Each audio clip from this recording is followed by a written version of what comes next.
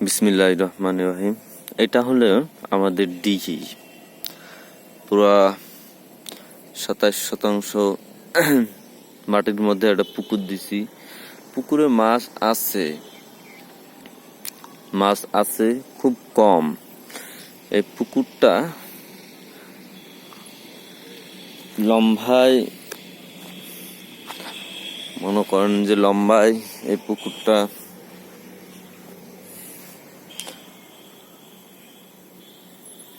20 থেকে 30 ফিট মতো লম্বায়, উচ্চতা। দেখেন ভালোভাবে লক্ষ্য করে, এই পুকুরটাতে অনেক ধরনের মাছ।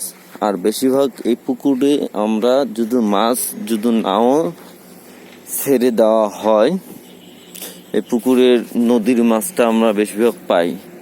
এই তো গত 3-4 মাস আগে এই পুকুরটা ফুল পানি তুলে দিয়ে পুকুরটা সেকা হয়েছিল। এর মধ্যে মাছ বড় বড় বোয়াল, শোয়াল এগুলোর মাছ পাওয়া গেছে।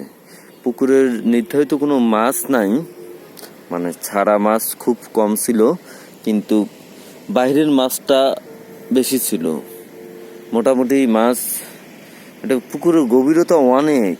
পানিটা দেখতেছেন আপনারা, এই পুকুরের গভীরতা অনেক। পুকুরের গভীরতা অনেক। এটার পুকুরে অনেক দিন পর আজকে খাদ্য দিলাম পুকুরে। এই খাদ্যতে মাছ এমনিতে পুকুরে খাওয়ার মতো আছে। মানে পুকুরে এই যে দেখতেছেন ঘাস ধোয়া হয় পুকুরের ভিতরেই।